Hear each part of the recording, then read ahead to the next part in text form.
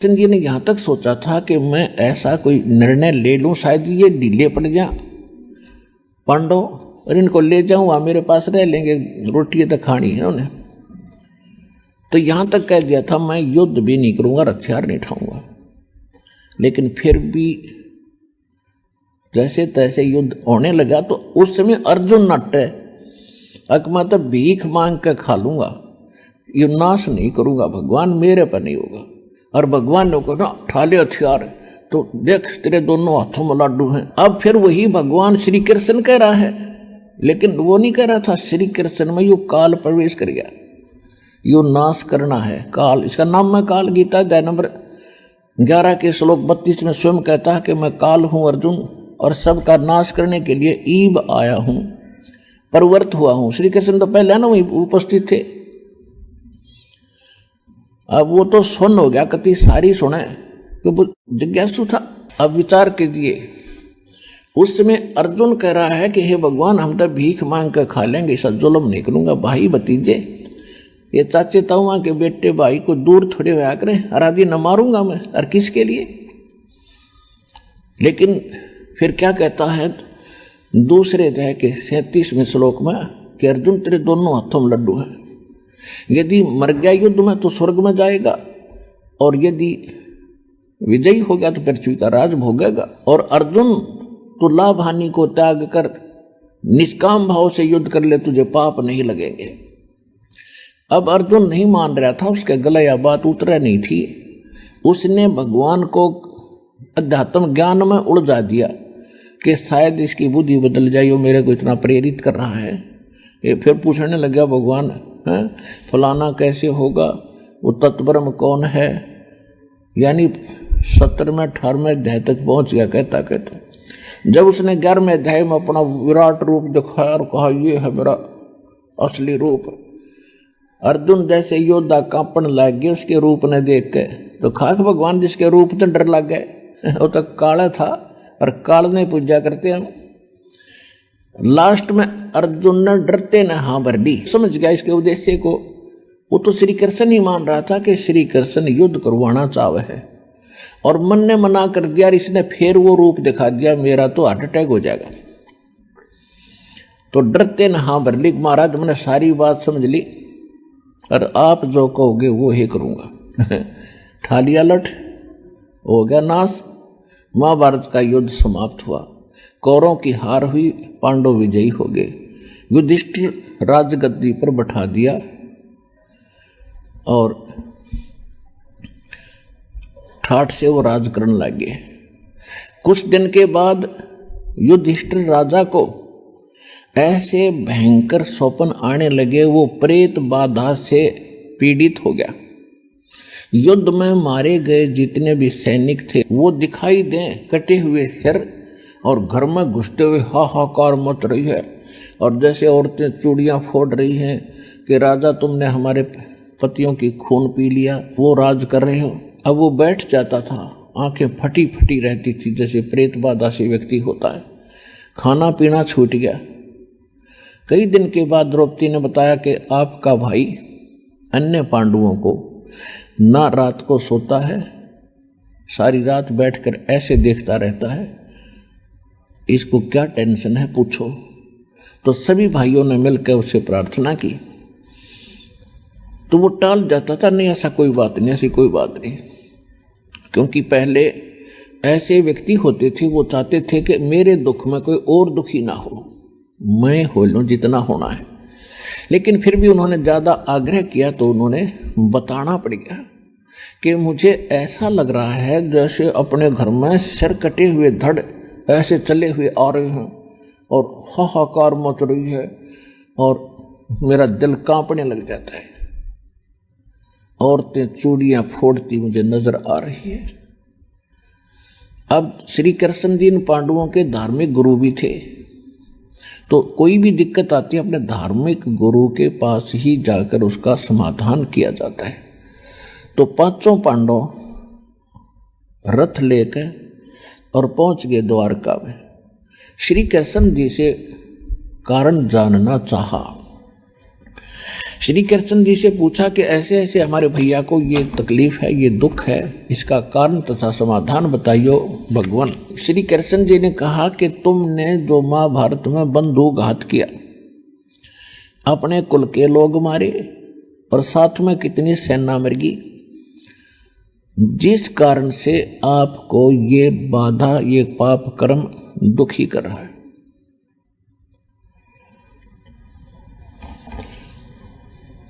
तो उस समय अर्जुन को एक बहुत जबरदस्त झटका लगा कि कमाल की बात होगी, जब महाभारत के युद्ध होने से पहले मैं मना करूं था भगवान, मैं नहीं युद्ध करता, और अर्जुन का मना कर देना युद्ध खत्म हो जाना था।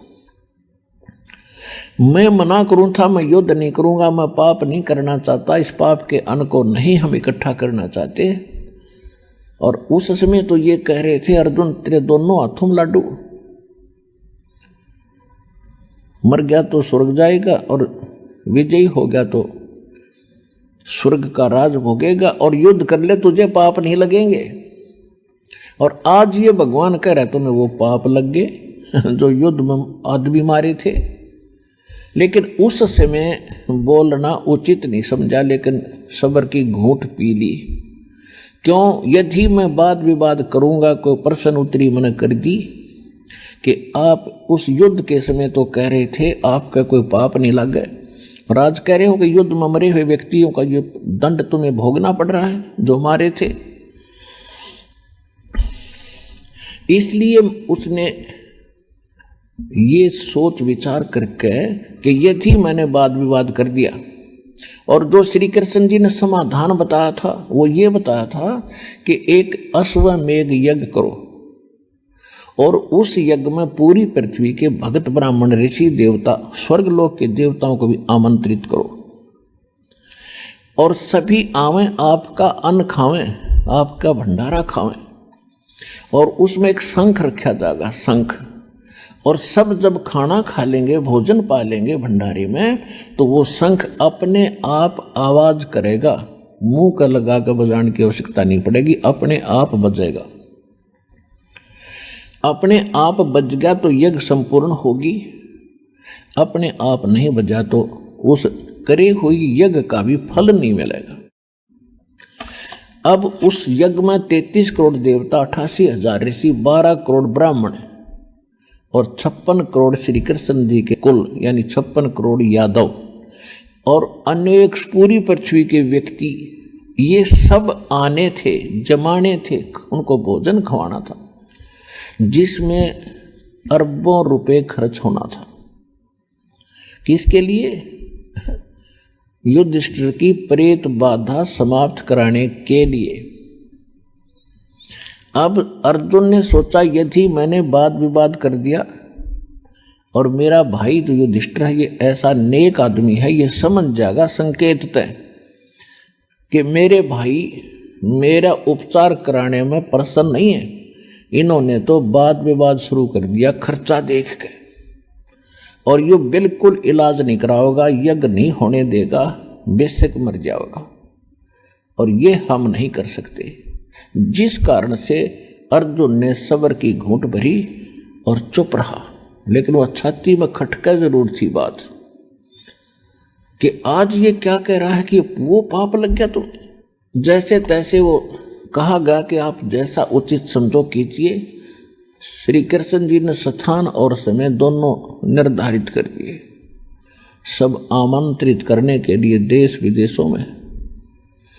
वो स्वयं भी निमंत्रण देने के लिए गए, कहीं भीम गया, कहीं नकुल, कहीं सहदेव, कहीं अर्जुन,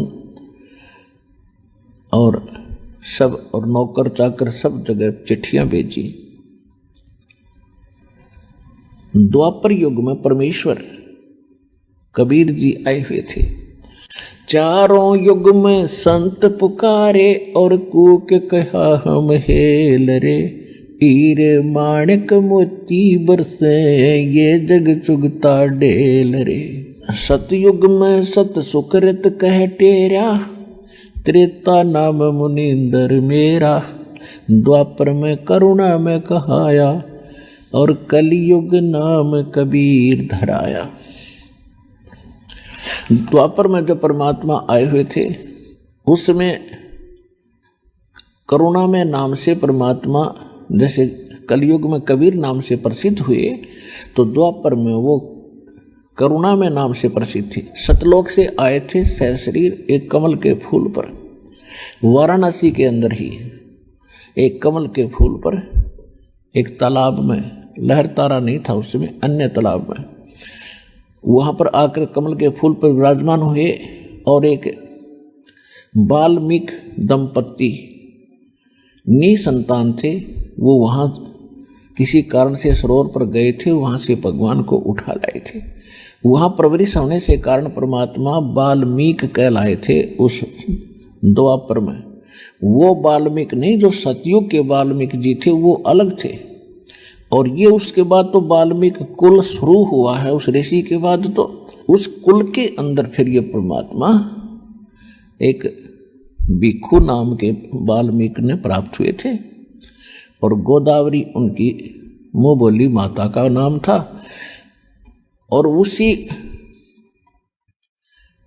वाल्मीकि परिवार का यानी उसी मोहल्ले में एक सुदर्शन नाम का वाल्मीकि लड़का था।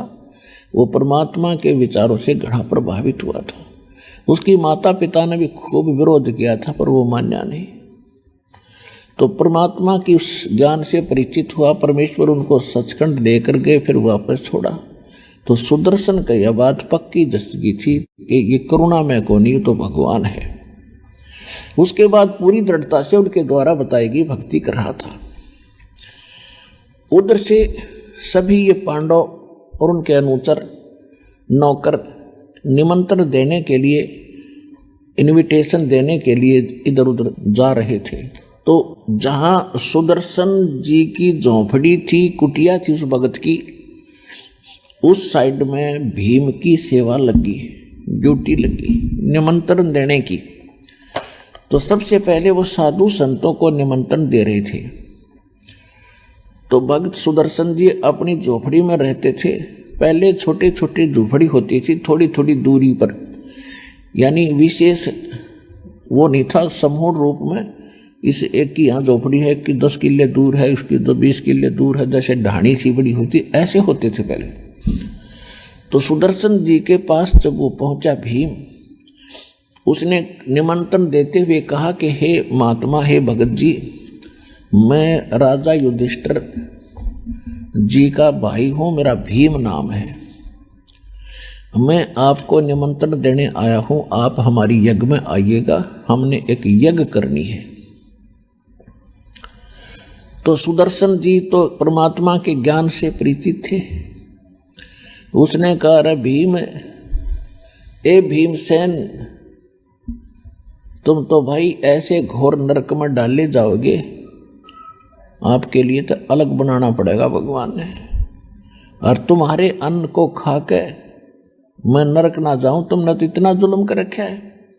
करोड़ों बहन विधवा होगी, उनकी आंसू नहीं सूखी, बच्चे बिलख रहे हैं, माँ से पूछ रहे हैं हमारा पिता कहाँ है। माँ कह रही है बेटा फौज में गया है, छुट्टी नहीं मिली है।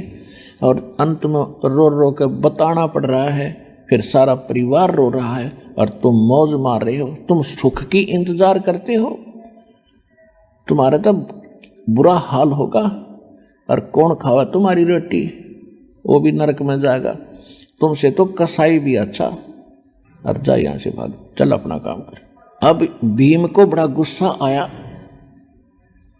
लेकिन थोड़ा थोड़ा अंदर से रोक रखा था कि कहीं पर भगवान श्री कृष्ण और भाई गुस्सा ना हो जाए।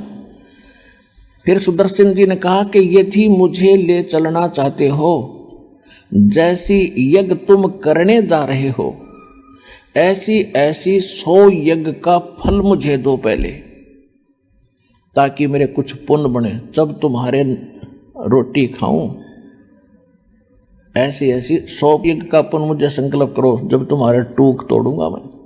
इतना घोर पाप है तुम्हारे अन्न में। तो भीम बोला कि भगत घना ना बोला, ज्यादा मत बोला, बस बहुत सुन ली तेरी, मैंने तेरी थोपड़ी तोड़ दूंगा मैं।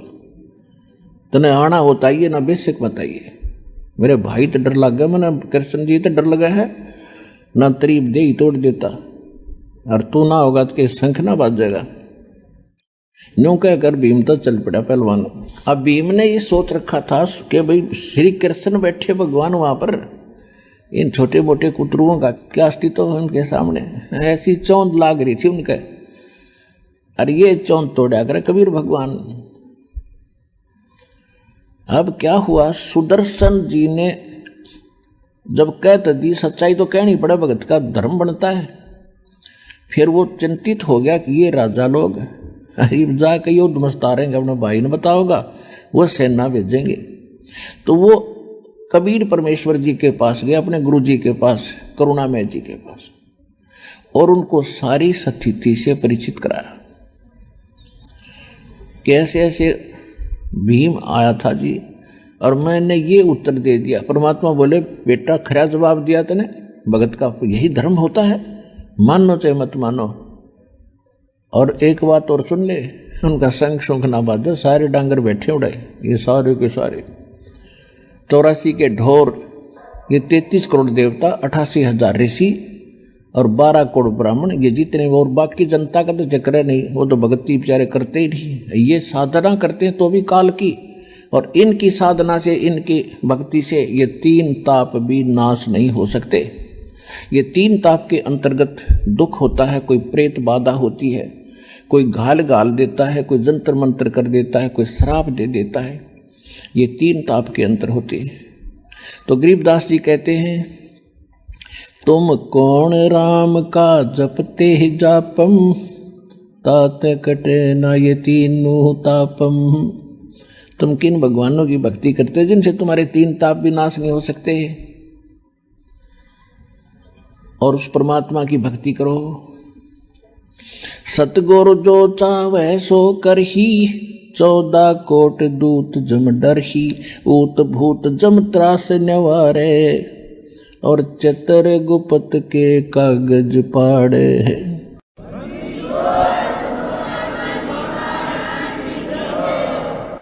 अब क्या हुआ, निर्धारित समय पर स्वर्ग से 33 करोड़ देवता, 88,000 ऋषि, 12 करोड़ ब्राह्मण, जिन्होंने चारों वेद कंठस्थ गोट रखे थे, कंठस्थ याद थे, और बाकी 56 करोड़ यादव क्योंकि रिश्तेदार थे श्री कृष्ण पांडवों के, तो और भी बहुत से जनता के जन भी बहुत सारे आमंत्रित थे।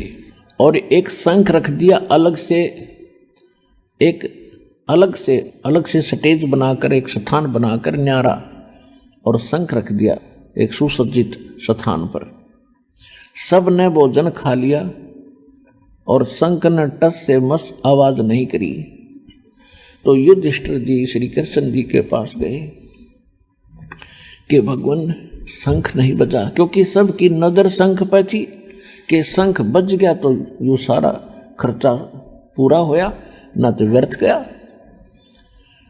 अब उधर से वो देवता लोग स्वर्ग के आए हुए ब्राह्मण आपस में फुसर कर रहे हैं, अरे शंख कैसे बजेगा, इनके तो पाप बहुत करे, इन्होंने तो करोड़ों व्यक्ति मार रखे हैं, ऐसे बच जाएगा शंख। बताइए, इनकी कहानी थी। फिर तुम टिंडे लेना आए थे यहाँ पर तुम क्या करना आए थे, खागड़ो नाते इसका। अच्छा, अब क्या हुआ, श्री कृष्ण ने भी भोजन खा लिया और फिर भी शंख नहीं बजा। युधिष्ठिर जी कहने लगे, भगवान हमने पापा गणे कर रखे हैं, ये शंख नहीं बजे। श्री कृष्ण जी बोले, भाई इस शंख न बजाने वाला आया ना है यहाँ पर। अब परमात्मा ने श्री कृष्ण की बुद्धि ऑन कर दी कि वो बोल दे सच्ची सच्ची। तो उसको बैठा दिखा कि एक भगत है ऐसे ऐसे वहाँ पर झोंपड़ी में, और सुदर्शन नाम है उसका, आप उसके पास नहीं गए क्या? तो युधिष्ठिर ने कहा कि उस साइड में भीम की सेवा लगाई थी, भीम से पूछते हैं। भीमसेन बुलाया। युधिष्ठिर जी ने कहा कि भगवान बता रहे हैं कि ऐसे कोई सुदर्शन नाम का एक वाल्मीकि भक्त है, उसके पास नहीं गए आप, आमंत्रित नहीं किया उसको? युधिष्ठिर ने कहा, जी आमंत्रित तो किया, पर वो तो कुबोल आदमी है, बहुत बूढ़ा बोलता है। श्री कृष्ण जी ने कहा कि क्या बोलता है, तूने हमें बताना चाहिए था, क्या समस्या थी? कि उसने बहुत बुरी बात कही एक तो उसने ये कंडीशन रख दी, जो यज्ञ तुम करने जा रहे हो ये सफल हो जा, ऐसी ऐसी 100 यज्ञ का फल मुझे दो।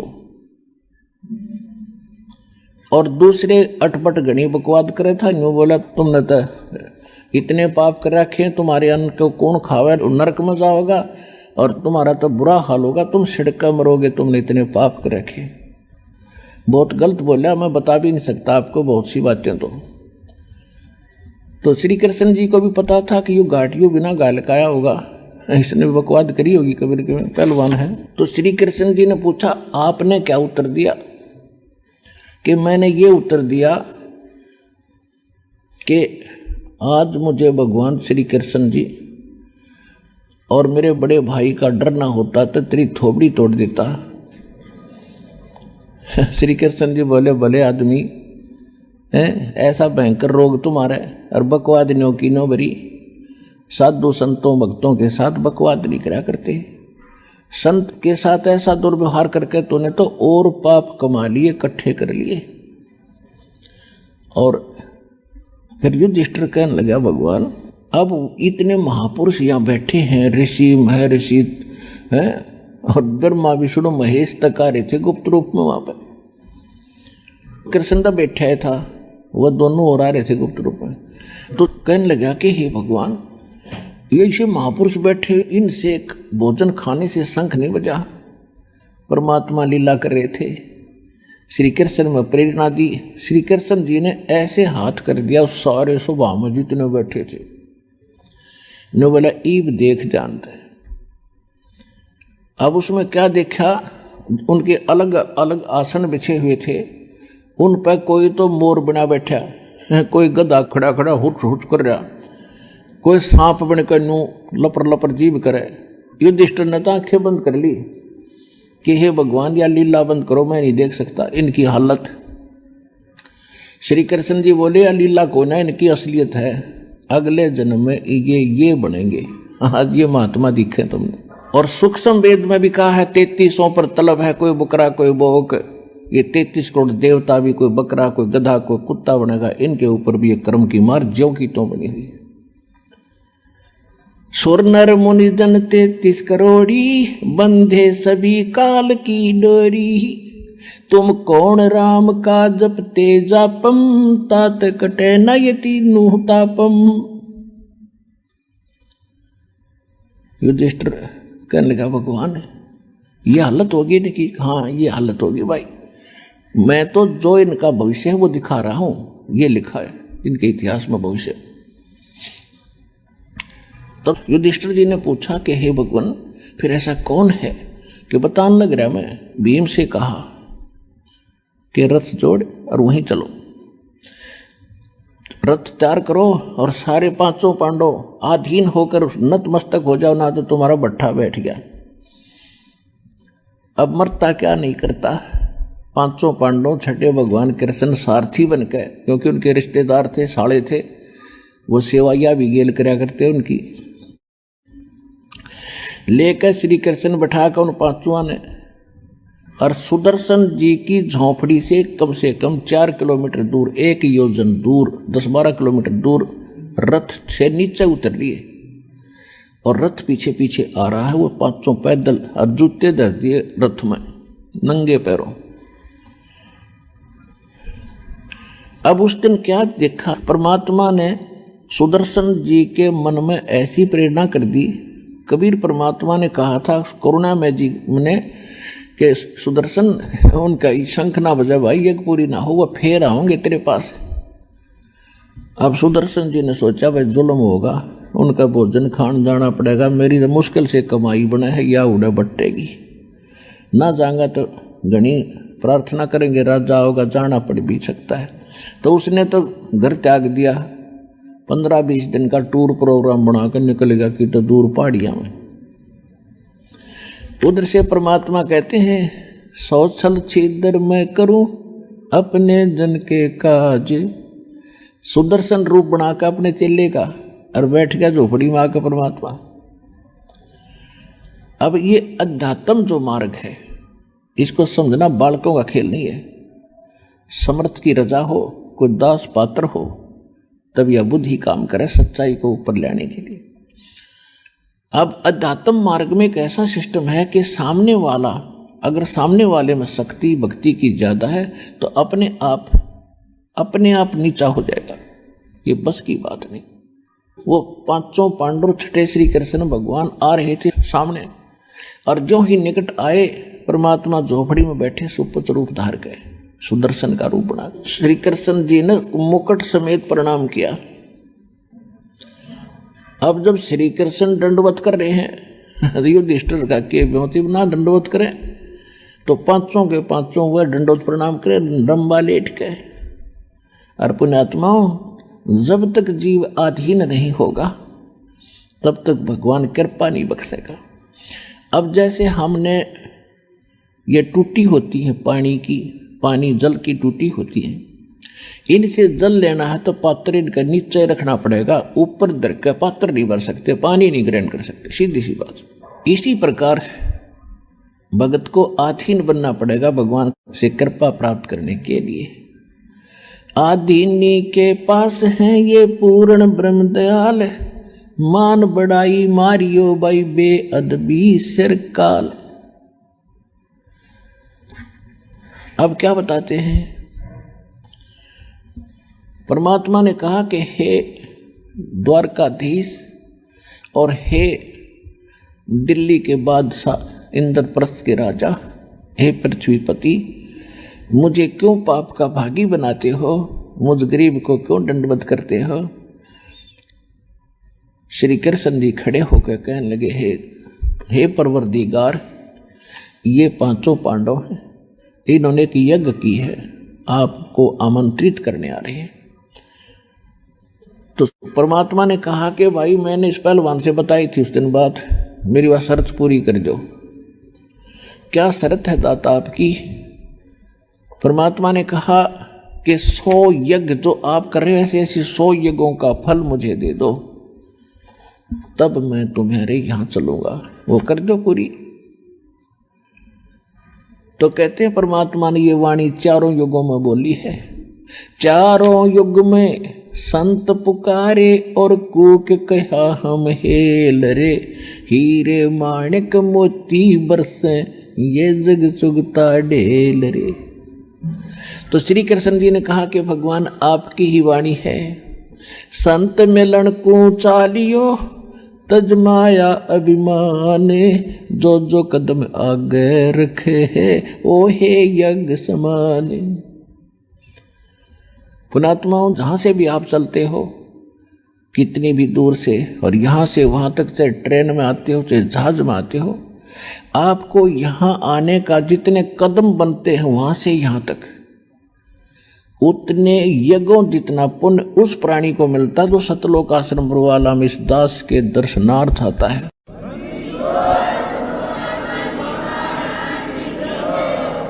एक एक कदम एक यज्ञ के तुल्य है। कैसे आता है? अपने पद और पोस्ट और धन और किसी अन्य जाति वर्ण के अभिमान को घर छोड़ आवे, कि तक कुएं में गिर दे झेरे में, तब यहाँ आवे।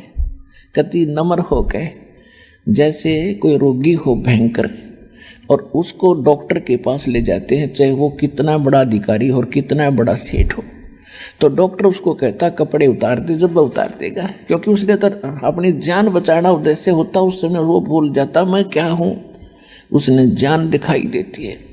वो कहता वहाँ चेक कराओ, उसी समय पहुँच जाता जांच कराने के लिए, ऐसा कर लो, अच्छा जी।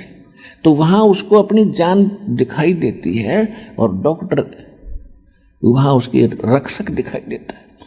तो इसी प्रकार जब आप यहाँ आओ, आपको बहुत बड़ा भयंकर रोग है जन्म और मरण का, और यहाँ कष्ट पे कष्ट आपके कर्मों की आपको रगड़ने के लिए तैयार खड़े, आपके प्रारब्ध में किस्मत में रखे, उन सब को खत्म किया जाएगा और आपको भक्ति युक्त किया जाएगा सतलोक आश्रम बरवाला में।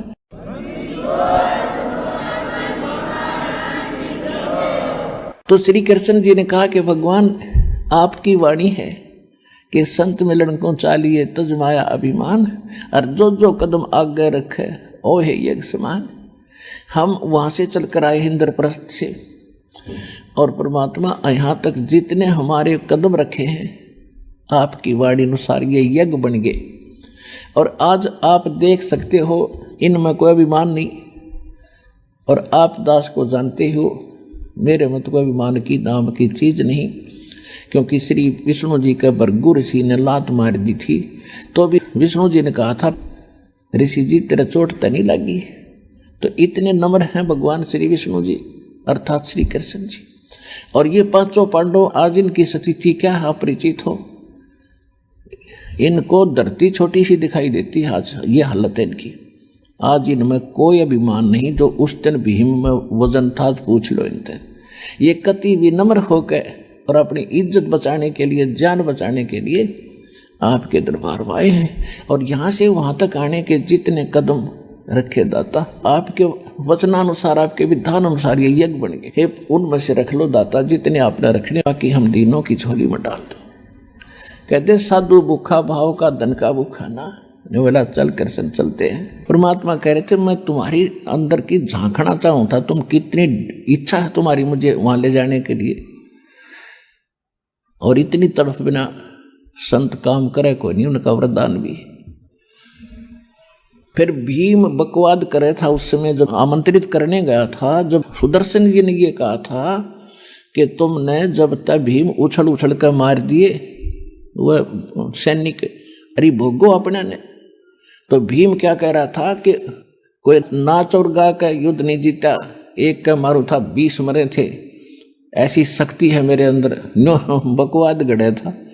परमात्मा उस समय जब वो आमंत्रित करने दोबारा गए श्री कृष्ण जी के साथ, तब परमेश्वर ने एक अपनी सुमरणी टांग रखी थी खूटी गए या माला जिसको समन करते हैं। और भीम से कहा कि पहलवान या मेरी सुमरणी दिए उतार कर चल मैं चालूं तुम्हारे साथ में। भीम फट दे गया और उस खुट्टी पे तो वह माला उतारने लगा। इतना पहलवान था भीम, बताते हैं कि हाथी को पकड़कर इतनी तेजी से घुमा कर आसमान में फेंक देता था कि वो दिखना बंद हो जाता था। और उस समय उस पर वह माला ना उतरी और पसीना आ गया नो देख टेढ़ा टेढ़ा। परमात्मा बोले पहलवान छोड़ दे आप पर उतरेगी। और न्यो करा था दत्ता ने, वो अपने आप उतरे का हाथ में आ गई। तो भीम कहने जचगी वह महात्मा के चाड़ा है तो। और ऐसा विश्वास होए बिना फिर श्रद्धा नहीं बनती। न्यो बिग्गी बिल्ली की तरह खड़ा होगा वो पहलवान, न्यो खड़ा वहां पर।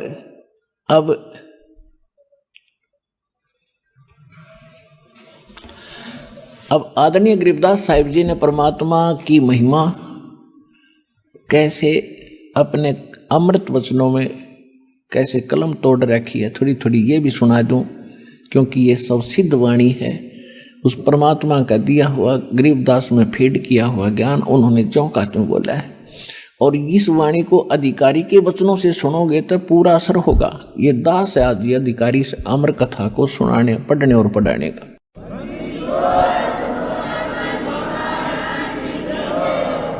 जैसे औषधि होती है, औषधि ने काम करना शरीर में जाकर, और सिरिंज होती है वह नीडल और एक प्लास्टिक से की वह सिरिंज बोल रहे हैं उसमें, जिसमें इंजेक्शन भरकर फिर बॉडी में लगाते हैं। अगर वो सिरिंज अंदर तक कोई डिफेक्टिव मटेरियल हो उसमें थोड़ा बहुत, और उसमें वो औषधि डालकर लगा दी जाए उस बेकार यानी खराब सिरिंज के द्वारा दवाई डाल दी जा शरीर में, तो वह रिएक्शन और कर देगी। कौवा काम ना करे तो ऐसा करना चाहिए था। तो अन्य जितने संत हैं वो खराब, उनके कोई भी है वो अच्छी सिरिंज नहीं है। ये दास ही मालिक ने पता नहीं क्या गुण देखा, साफ भी उन्होंने किया होगा दास को। तो इस दास के माध्यम से जो वचन बोले जाएंगे या वाणी पढ़ के सुनाई जाएगी, इसका असर आपका डायरेक्ट होगा। शक्ति भगवान की काम करेगी, दास तो एक नियमत है। अब क्या कहते हैं, पांचों पांडव संग हैं और छठे कृष्ण मुरारे, चलिए हमरी यज्ञ में हे समर्थ सिरजनहारे। अब श्री कृष्ण के बस की बात नहीं था उस समर्थ शक्ति के सामने क्या बोल रहा है। ये जीव के बस की नहीं बात। नानक साहब जी कहते हैं वो समर्थ, वो परमात्मा कबीर करतार, वो जमे चाहिदा ऐसे बुलाईदा वो जैसे चाहता है नहीं बुलवावा अगले पे। और सच्चाई बुलवा रहे हैं। पांचों पांडव संग हैं और छठे कृष्ण मुरारे, चलिए हमरी यज्ञ में हे समर्थ सिरजनहार। पांडव यज्ञ असमेघ में परमेश्वर किया पियान, पांचों पांडव संग चले और छठे यहाँ के भगवान। पांचों पांडव यज्ञ असमेघ में वहां वाल्मीकि की दे, शंख पचायन बजा दिया वहां रक्षा नहीं संदेह। सुपच रूप धर आया स्वयं सतगुरु पुरुष कबीर, तीन लोक की मेदनी वहां सुर नर मुनि जन भीड़। अब थोड़ी सी मौखिक बता के फिर सुनाऊंगा जब घना बढ़िया आपका इसका ज्ञान समझ में आओगा रहस्य। अब क्या हुआ, रथ में बैठ के परमेश्वर को साथ लेकर पांचों पांडव छठे कृष्ण जी और यज्ञ में पहुंच गए जहां वो बैठे थे ऋषि और यज्ञ वो होना था। तो जो ही मंडप में परमात्मा ने प्रवेश किया, कबीर जी ने, उनकी कैसी वेशभूषा थी, बाल बढ़े हुए और मैले से कुचैले से कपड़े, टूटे से जूते, धोती भी आधी सी बात रखी, और जैसे ग्रामीण और गरीब निर्धन व्यक्ति बिल्कुल जैसे रहते हैं ऐसी स्थिति में। और जब वो जा रहे हैं आगे आगे, पीछे पीछे कृष्ण जी और सारे, तो सारे बैठे थे ना वो जितने ऋषि मुनि महामंडलेश्वर ब्राह्मण, सारे अपना कपड़ा मुंह पर धर के और अंदर अंदर हंसे, ये लाए हैं इसने बजाओगा शंख, ये बजाओगा शंख इसने। अब श्री कृष्ण जी ने द्रौपदी से कहा कि बहन द्रौपदी, ये महात्मा आए हैं और भोजन बना दे बढ़िया सा, खाना खाओगे जब तुम्हारा यज्ञ संपूर्ण होगा। अब कति गले में अड़ रही थी, इनका तो फांसी और मुश्किल हो रही थी कि इतना खर्चा हो लिया, बात जो की तो द्रौपदी ने किसी नौकर से नहीं भोजन बनाने दिया कि भोजन में कोई चूक रह जा और संत जी भगत जी खुश ना हो। अपने हाथों रोटी बनाई, कचौड़ी पकौड़ी दही बड़े खीर हलवा गाजर पाक सारा बना के और सजा के वो थाल में न्यारी न्यारी कटोरियों में और सुदर्शन जी के आगे रख दिया कि महाराज जी भोजन पाओ। अब परमात्मा ने एक शिक्षा देनी थी। वो सुदर्शन जी जो थे वो इस बात के एक संयमी थे। वो क्या करते थे, वो केवल 5 ग्रास खाते थे, यानी 5 बार सारे दिन में जितना खाया गया 5 बार में, ऐसे 5 ग्रास में बस। उसके बाद वो अपना संयम रखते थे कि इससे ज्यादा नहीं खाना। उसी हिसाब से वो रोल उसी का कर रहे थे। पता था सबको कि 5 ग्रास करता था। परमात्मा फिर मीन में एक नहीं छोड़ दे। उन्होंने क्या किया, सभी खीर हलवा कचौरी पकौड़ी दही बड़े दाल सब्जी सारी थोड़ी थोड़ी सी लेकर और थाली में डाल ली, कटोरी बाहर धर दी और फिर उनको लगे मिलाने, ये दिखाने के लिए कि आज तैयो मन नारे नारे चटपटे भोजन करके तड़का फिर मांगेगा फिर जीभ खराब होएगी। वो इकट्ठे कर लिए।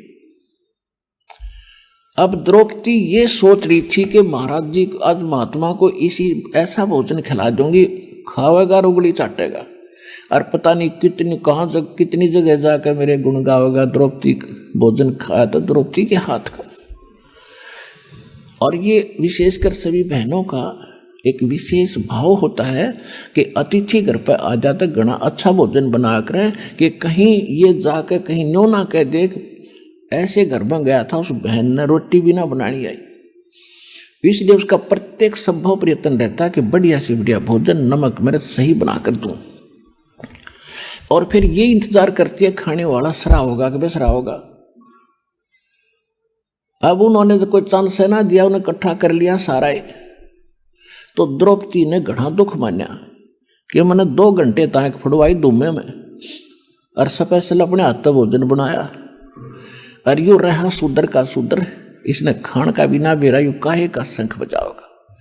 ये मन बड़ा दुष्ट है, 1 मिनट में पता नहीं के विकल्प संकल्प करके और भट्ठा बैठा दिया आत्मा का। अब परमात्मा तो अंतर्यामी थे, जान गए कि इसमें करड़ रह रही है थोड़ी सी, इसने भी ठीक करूं द्रौपदी ने। अब परमात्मा ने एक बार वो ग्रास खाया एक, और उस शंख ने आवाज करी और फिर बंद हो गया।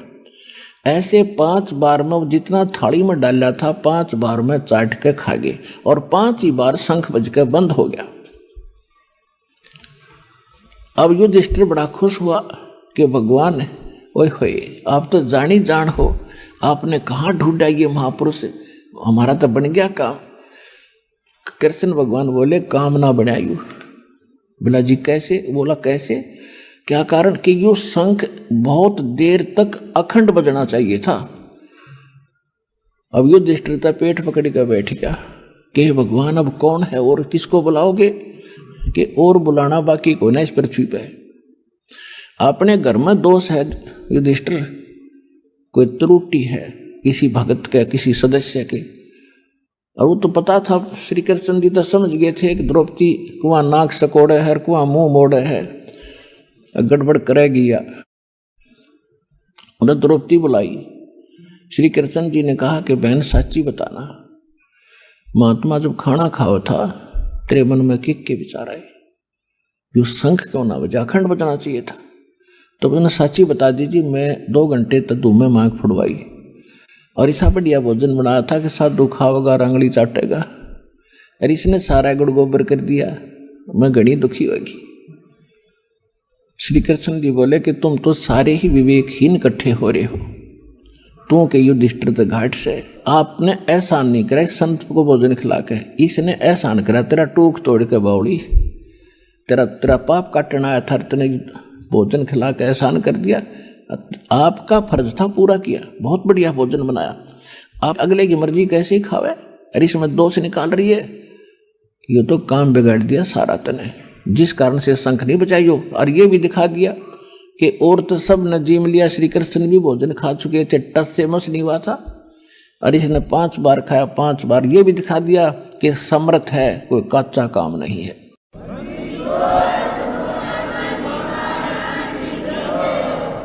अब कहते मरता क्या नहीं करता, पसीने आ गए द्रौपदी के कि गलती बन गई महाराज। परमात्मा बोले माफी मांग, महापुरुष तय, और इसके चरण धो के पीतन के वाल्मीकि दिखाई दे हरिजन सा, इसके एक बाल के बराबर 3 लोक नहीं है, इतनी समर्थ शक्ति है। श्री कृष्ण जी तो सामने दिखे थे, भक्ति युक्त परमात्मा थे खुद वे थे। अब मरता क्या नहीं करता, द्रौपदी लाई प्रांत उठाकर बढ़िया, और उसमें लोटा लाई पानी का भर के, महाराज जी चरण दोगी, अग धोले बेटी, दोनों पैर धर दिए प्रांत में परमात्मा ने, और द्रौपदी ने पैर धोए, उल्टा घाल के लोटे मर पीण लगी, आधा पी लिया। जब श्री कृष्ण जी बोले कि बेबे बहन मुझे भी दे दे आधा के, इसे महापुरुष का चरण अमृत कित मिल रहा है। धूल से भरे हुए चरण लो के नो दो के, और गट गट पी गए। जो ही द्रौपदी ने और श्री कृष्ण ने वो चरणामृत लिया, शंख ने अखंड धुन करी, नो स्वर्ग तक वाणी सुनी। बोलो सतगुरुदेव।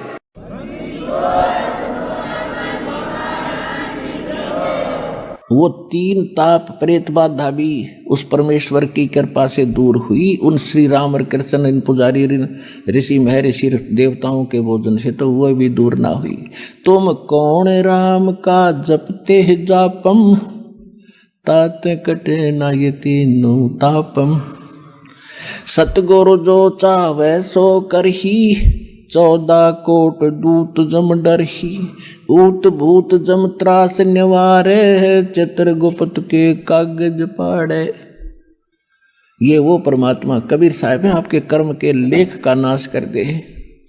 ऊत भूत जम त्रासों, यम के दूतों की त्रास से भी आपको बचावेगा, और अंत में आपके भाग्य में जो दुर्भाग्य लिखा हुआ है, पाप लिखे हुए, उस कागज को पाड़ देगा। करम भरम ब्रह्मंड के मैं पल में करहूं नेश, जिन हमरी दुहाई दी सो करो हमारे पेश। अपनात्मा उस शंख ने इतनी गजब की आवाज की, स्वर्ग तक उसकी लहर गई, काफी देर तक सन्नाटा उठ गया, पूरी पृथ्वी मीठी मीठी आवाज से भर गई। और जितने भी पृथ्वी पे वृक्ष पौधे थे, फूल या फलों के, फलों से तो लदपद हो गए और फूल ऐसे खिल गए जैसे बसंत में खिला करते हैं। पूरी पृथ्वी पर फलों से लदपद और एक बहार आ गई उस परम पिता की कृपा से। अब आपको परमात्मा की वो वाणी सुनाते हैं, थोड़ी सी ईब गढ़ा आओगा आपने। पांचों पांडव संग हैं, छठे कृष्ण मुरारे, चलिए हमारी यज्ञ में समर्थ सिरजनहारे। पांचों पांडव यज्ञ अश्वमेघ में परमेश्वर किया पियाने, पियान माने प्रस्थान। और पांचों पांडव संग चले और छठे यहाँ के भगवान। सुपच रूप धर आइया वो सतगुरु पुरुष कबीर, तीन लोक की मेदनी वहाँ सुर नर मुनि जन भीड़। सुपच रूप धर आइया सब देवन का देव, कृष्ण चंद्र पग धोइया करी तास की सेव। 88 ऋषि जहां देवा 33 कोटे, शंख न बजा तास से वो रहे चरण में लोटे। जब परमात्मा से वो शंख बजा, जब सारे नतमस्तक हो रहे, उड़ा मुंदे पड़े, सचमुच ये तो भगवान था भाई, ये तो परम शक्ति आ गया, हमसे नहीं बन पाई बात। पंडित 12 करोड़ थे, 12 करोड़ ब्राह्मण थे, 33 करोड़ देवता, 88,000 ऋषि। 88 ऋषि जहां वो देवा 33 करोड़, शंख न बजा तास से वो रहे चरण में लोटे। पंडित 12 करोड़ थे और 84 शब्द, शंख न बजा तास से वो पिए मान का मद। उनसे शंख नहीं बजा 33 करोड़ देवता, 88,000 ऋषि, 84 शब्द। ये गोरखनाथ जैसे सिद्ध होम आते हैं, कहते ये भी गुप्त रूप में वहां बैठे थे, इनसे शंख नहीं बजा। सुपच रूप को देख कर द्रौपदी मानी शंके, सुपच रूप में परमात्मा को देख कर द्रौपदी के मन में शंका पैदा होगी कि यु काहे के शंख बजा